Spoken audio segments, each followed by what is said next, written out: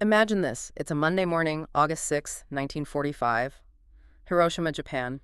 You've got over 350,000 people just starting their day. Breakfast, maybe reading the paper, heading off to work, just ordinary. But they had absolutely no idea their world was about to change. Forever. That's right. And high above them, this American B-29 bomber, the Enola Gay, is closing in. The captain, Colonel Paul Tibbets, he'd only just told his crew what they were carrying. This completely new kind of weapon, an atomic bomb. Codename Little Boy, the first one ever to be used in war. And then the moment, it's precise, 8:15 a.m., Little Boy is released. Less than a minute later, detonation. An unimaginable force. Fire just erupts for kilometers. The heat intense enough to melt steel. Over 60,000 buildings vaporized, flattened instantly. And the initial blast, it killed or injured more than 70,000 people right then. This wasn't just, world-changing. It unveiled this terrifying new level of human destruction. Exactly. And that horror, that pivot point, is what we're really digging into today.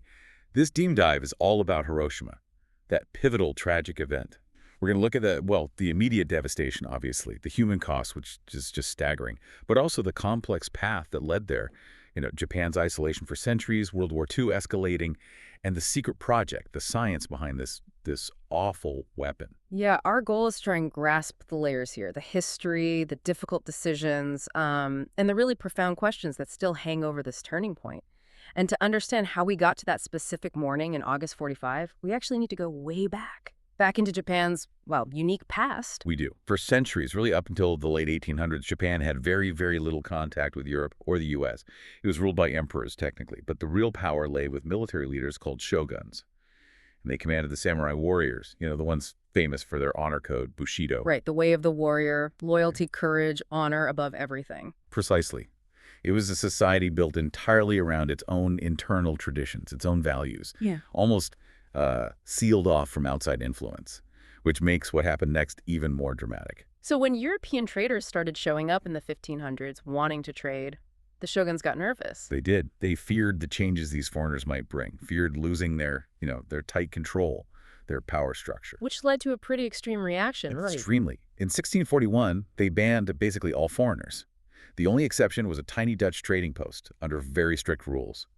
Japan effectively slammed the door shut on the Western world, stayed in self-imposed isolation for over 200 years, until 1853, that is. Wow, 2 centuries. That's incredible they maintained that. So how did it finally end? Was it like a gradual opening up or more of a shock? Oh, it was definitely a shock.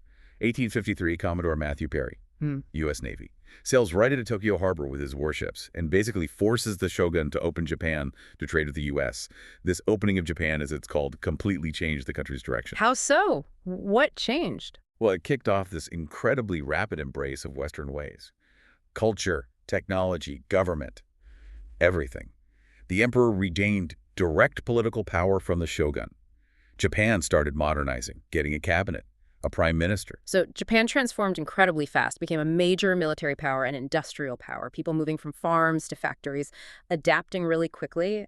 But there was a catch, wasn't there? A big missing piece. Absolutely. Natural resources. Japan had hardly any, especially oil and rubber. And those were crucial for their new industries, their military machine.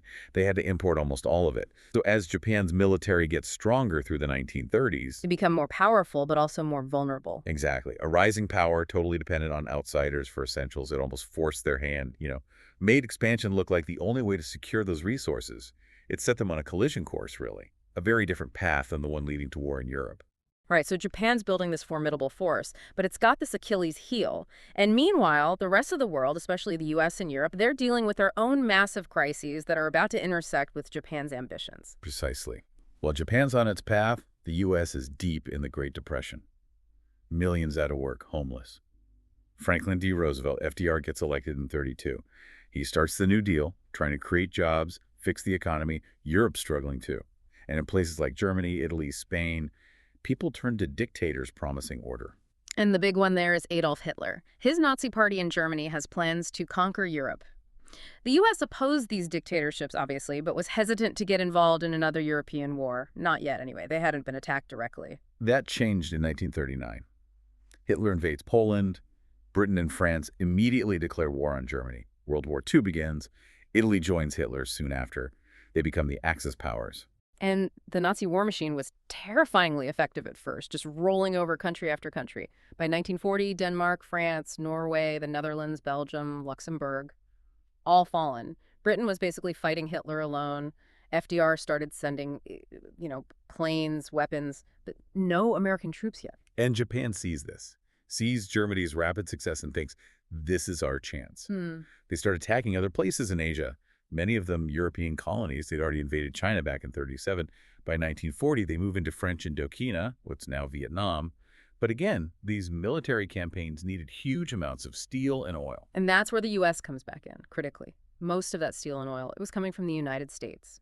The U.S. government knew what Japan was up to, their expansion plans, and they certainly didn't want to fuel Japanese aggression, especially since Japan and Germany were allies since 1936. So FDR makes a really decisive move. He bans the sale of steel and oil to Japan, an embargo. And this, predictably, infuriated the Japanese government. Japan wanted the U.S. out of Asia, basically. And the U.S. knew an attack might be coming, they just weren't sure where. A key spot was Pearl Harbor, Hawaii. U.S. territory then, in 1941. Big naval base, airfields, power plants, nearly 18,000 personnel. And then, the morning of December 7th, 1941, over 350 Japanese planes descend on Pearl Harbor. A devastating surprise attack. 19 American warships destroyed or damaged, over 2,400 Americans killed. After Pearl Harbor, there was no more hesitation.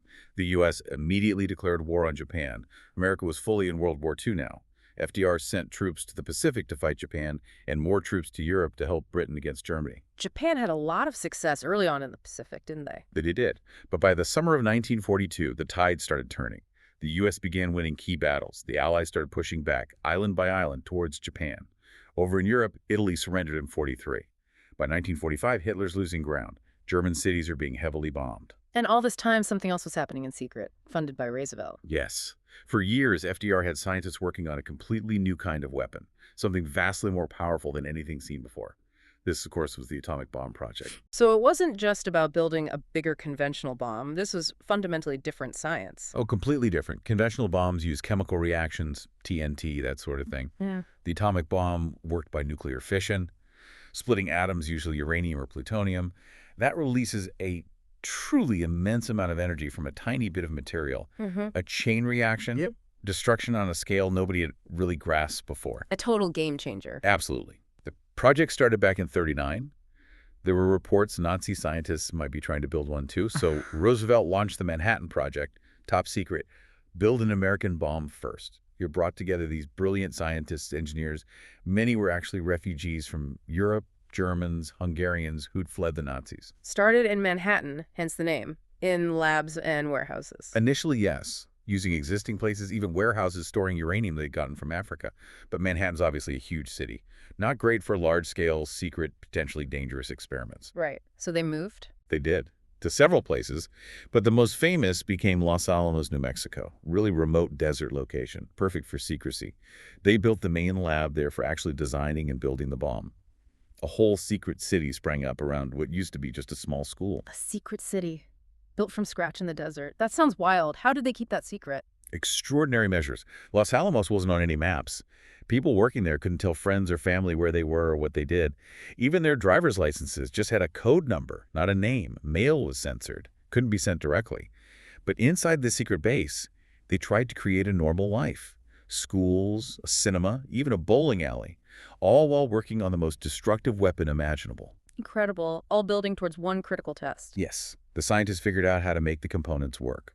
On July 16, 1945, they tested the first atomic bomb out in a desolate part of the New Mexico desert. The Trinity test. The explosion created this mushroom cloud that went, over 13 kilometers high, confirmed its terrifying power. The world had changed in that instant. No going back. The bomb was ready. But the situation had changed too. Germany had already surrendered by then. Japan, though, was still fighting, defiant, determined to fight to the bitter end. So the U.S. faced this huge question: how do we defeat Japan and finally end this horrific war? Well, one plan on the table was Operation Downfall, a massive full-scale invasion of Japan itself. The idea was to first capture smaller islands nearby, use them as bases to bomb Japan heavily, then invade the southern Japanese islands, and finally go for Tokyo in the spring of 1946. But the U.S. knew that kind of invasion would be unbelievably costly, massive casualties expected on the American side, and public opinion. Many Americans were still furious about Pearl Harbor. Patience with Japan was gone. Plus, Japan wasn't a nation known for surrendering easily. They were preparing everyone, men, women, children, to fight to the death. They even had a campaign called The Glorious Death of 100 Million starting June 45. So in July 1945, the U.S. issues an ultimatum. Surrender now. The message was clear. Give up. And maybe this invasion, maybe even this new weapon, could be avoided. But Japan refused. And during all this, President Roosevelt, who started the bomb project, his health had been failing. He died in April 45. Yes, a cerebral hemorrhage. His vice president, Harry S. Truman, took over. Truman had only been VP for about 3 months, and incredibly, he knew nothing about the Manhattan Project until he became president. Wow, talk about being thrown in the deep end. Suddenly he has this world-changing weapon and this monumental decision. Exactly. Use the bomb or not. It wasn't simple. Huge pressures, agonizing ethical questions. His advisors were split. Some believed Japan was basically beaten, ready for peace, maybe just needed a final push or even just a demonstration of the bomb's power offshore. They argued the bomb was unnecessary, horrific overkill. What was their argument for using it? The other side argued dropping the bomb would end the war immediately, faster than anything else. And that, paradoxically, would ultimately save lives. More lives, they argued, both American and Japanese, than a prolonged blockade or that incredibly bloody invasion, Operation Downfall. Estimates for downfall casualties were staggering. Hundreds of thousands, maybe over 1 million Americans. Japanese casualties potentially many times higher. It was, an impossible choice, which is why we still debate it. In the end, Truman made the call. He chose to drop the bomb. Which brings us right back to August 6, 1945. Hiroshima. That first bomb explodes. In seconds, this colossal fireball, hundreds of meters high, a blast wave moving at, nearly 12,000 kilometers an hour. Hiroshima was just obliterated. Steel buildings melted, birds flying, incinerated instantly, windows shattered nearly 20 kilometers away. And for hours after, the Japanese government in Tokyo, over 600 kilometers away, they didn't even know what had happened, did they? Not really. Communications were cut. Just fragmented reports of a huge explosion. It took 16 hours until the U.S. announced it publicly, for the full horror to start becoming clear back in Tokyo. And in Hiroshima itself, the survivors' accounts are just beyond words. Unimaginable. Immense heat searing skin, clothes melting onto bodies like wax. There were accounts of people simply dissolving, leaving only their shadows burned onto steps or walls. That happened where the intense flash vaporized someone instantly, but the area shielded by their body was less affected, leaving this permanent silhouette, just chilling, and the suffering. Most doctors and nurses were killed. Only 3 hospitals out of 45 were still standing, barely. Medicine, supplies ran out immediately. Thousands just suffered. And then came the unseen killer, radiation sickness. Yes.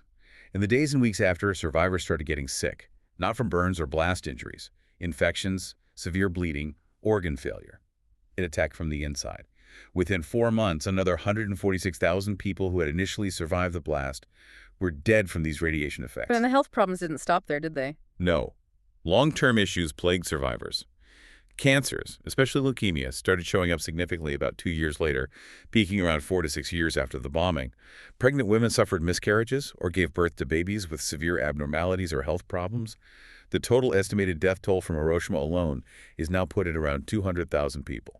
Just 16 hours after that devastation, President Truman called on Japan to surrender again. He warned, expect a rain of ruin from the air, the like of which has never been seen on this earth. But Japan still refused. So 3 days later, August 9th, 1945, the U.S. dropped the second bomb, Fat Man, this time on the city of Nagasaki. Around 70,000 people died instantly. By the end of 1945, that toll rose to 80,000. Truman was making it brutally clear this would continue until Japan surrendered. The warning wasn't empty. And finally, after Nagasaki, Japan gave in, surrendered to the U.S. on August 15, 1945. Emperor Hirohito himself announced it on the radio to the whole nation. That had never happened before, an emperor speaking directly like that. The formal signing was September 2, 1945, on the battleship USS Missouri in Tokyo Bay. World War II was officially over. And what's truly remarkable, when you think about the scale of destruction, is the resilience afterwards. Within just 5 years, Hiroshima and Nagasaki saw incredible rebuilding. Roads, schools, hospitals, homes, rebuilt incredibly quickly. Because the bombs exploded high up, most of the really intense, dangerous radiation dissipated relatively fast. There was residual contamination, but not enough to stop rebuilding on a large scale. By 1955, both cities were bustling, densely populated again. And Hiroshima especially chose a path focused on peace, didn't it? Very powerfully so. The Hiroshima Peace Memorial Park is a central landmark. It used to be the city's commercial and administrative heart. Now it's this vast, solemn memorial to the victims and a global symbol calling for peace. Millions visit every year. And right next to it, the Hiroshima Peace Memorial Museum. Yes, which houses artifacts from the bombing, personal stories, educational exhibits. It's incredibly moving. Over 1 million people walk through it annually. And you see the impact it has. It's a visceral connection to the human cost. So even though decades have passed, even with the rebuilding, the decision to use the bomb, it's still debated intensely, especially when you consider all that history we've touched on. What does it all teach us about, the power of technology, how devastating it can be, about the awful complexities of war, and about our, enduring hope for peace? It's a question that doesn't really go away, does it? Makes you confront the weight of those choices even now.